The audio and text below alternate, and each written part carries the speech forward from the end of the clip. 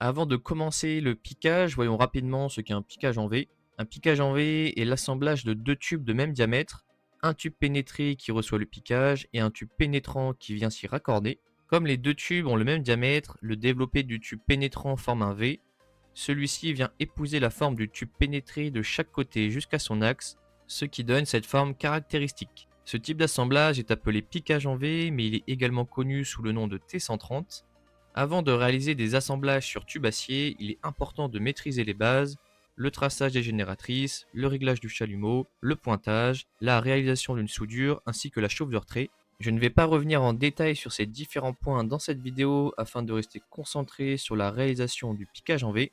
Si tu souhaites apprendre ou revoir ces notions essentielles, je t'invite à consulter la vidéo dédiée dans laquelle j'explique toutes les bases nécessaires pour réaliser des assemblages sur tube acier.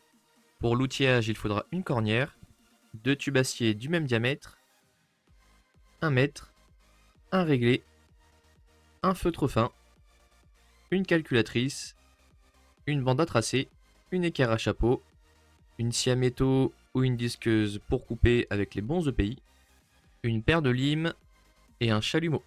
Dans un premier temps, il faut réaliser le traçage et la découpe du tube pénétré. Pour cela, commencez par tracer les 4 génératrices du tube. Pour les obtenir, prenez le diamètre extérieur du tube, multipliez-le par pi afin d'obtenir son périmètre, puis divisez ce résultat par 4. Reportez ensuite ces 4 côtes autour du tube à l'aide d'un mètre, puis à l'aide d'une cornière, prolongez ces repères afin de tracer les 4 génératrices sur toute la longueur du tube. Une fois les génératrices tracées, mesurez la distance souhaitée et tracez l'axe du piquage. À partir de cet axe, tracez de chaque côté la moitié du diamètre extérieur du tube qui va venir se piquer. Ici, mon piquage en V est réalisé avec deux tubes de diamètre 42 mm extérieur. Je trace donc 21 mm de chaque côté de l'axe. Ensuite, à l'aide d'une bande à tracer, prolongez l'axe du piquage sur les deux génératrices situées de chaque côté du tube. Cela permet d'obtenir un axe bien aligné tout autour du tube et de disposer des repères nécessaires pour tracer le piquage en V. Une fois tous les repères tracés, on va maintenant relier le tracé du piquage.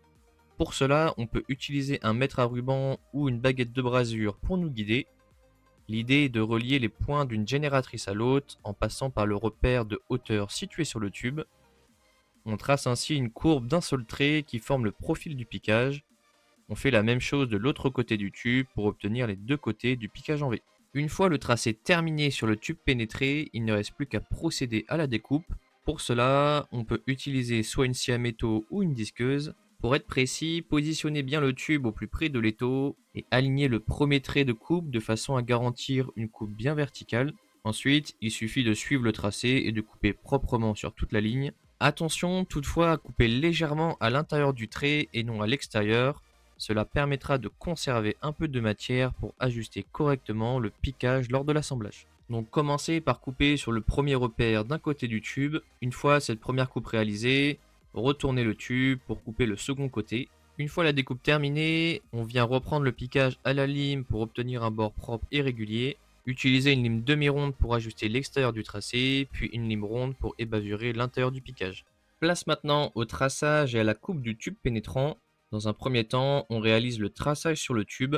Après avoir tracé les 4 génératrices et vérifié que la coupe à l'extrémité du tube soit bien droite, on reporte la moitié du diamètre extérieur du tube dans lequel il va venir se piquer. Dans mon cas, le tube pénétré est en diamètre 42 mm, donc je reporte 21 mm depuis l'extrémité du tube pénétrant. Une fois ce repère tracé, à l'aide d'une bande à tracer, on vient tracer un trait bien droit tout autour du tube. Maintenant, il faut tracer la forme du piquage en V. Pour cela, on peut utiliser un mètre à ruban ou une baguette de brasure pour nous guider. On serre le tube dans l'étau et on l'incline légèrement avec le tracé orienté vers le bas. L'objectif est de relier les repères entre eux en un seul trait. On part d'une génératrice du bas, on passe par le repère de hauteur, puis on rejoint l'autre génératrice. On fait exactement la même chose de l'autre côté du tube. Cela permet d'obtenir la forme complète du piquage en V. Maintenant, place à la découpe du tube pénétrant. Pour cela, serrez le tube dans l'étau en plaçant la zone de coupe au plus près du serrage, puis inclinez-le légèrement afin d'avoir le trait bien vertical. Cela permet de garder une coupe bien droite et plus précise. Il faut ensuite couper soit à la disqueuse soit à la scie à métaux. L'important est de rester légèrement à l'intérieur du trait pour conserver de la matière et pouvoir ajuster le piquage par la suite. Pour gagner du temps et mieux s'organiser, il est préférable de réaliser le traçage sur les deux tubes en amont puis d'effectuer les coupes. Une fois les deux pièces découpées, on passe à la préparation de l'assemblage. Il faut venir présenter les deux tubes pour vérifier qu'ils s'emboîtent correctement sans trop de jours entre les surfaces. Ensuite, il ne reste plus qu'à ajuster si nécessaire à la lime afin d'obtenir un bon contact entre les deux pièces, notamment sur les bords extérieurs du piquage. Une fois que les deux pièces s'emboîtent correctement à l'extérieur, il est important de finir la préparation. On vient d'abord bien ébavurer l'intérieur des deux tubes afin d'enlever toutes les limailles et les résidus liés à la coupe. Ensuite, on réalise un léger chanfrein à l'extérieur pour faciliter le pointage et obtenir une meilleure qualité de soudure. Et avant de passer à l'assemblage, il est important de bien présenter le tube pénétré et le tube pénétrant ensemble. Il faut vérifier que l'ajustement est correct et que le piquage tombe bien sans avoir trop de jours entre les deux pièces. Si besoin, terminez les derniers ajustements à la lime pour obtenir un bon contact sur toute la périphérie du piquage. Cette étape est essentielle pour garantir une bonne qualité de soudure par la suite. Place ensuite à l'assemblage. Dans un premier temps, vérifiez l'équerrage des deux tubes à l'aide d'une équerre ou d'une équerre à chapeau. Si nécessaire, contrôlez également l'aplomb du piquage par rapport à une base ou à un autre piquage de référence. Commencez par réaliser deux pointages sur des côtés opposés afin de maintenir les pièces en position. Vérifiez ensuite l'équerrage et l'aplomb pour vous assurer que rien n'a bougé. Si besoin, corrigez immédiatement.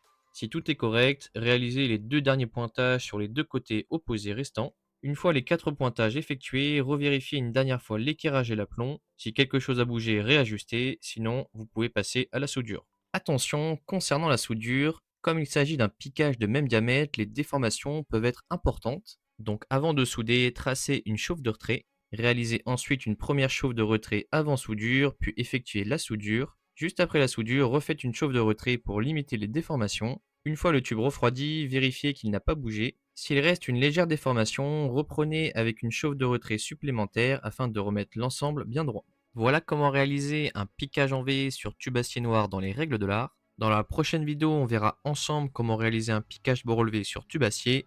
Merci d'avoir suivi la vidéo, tu peux t'abonner et laisser un like.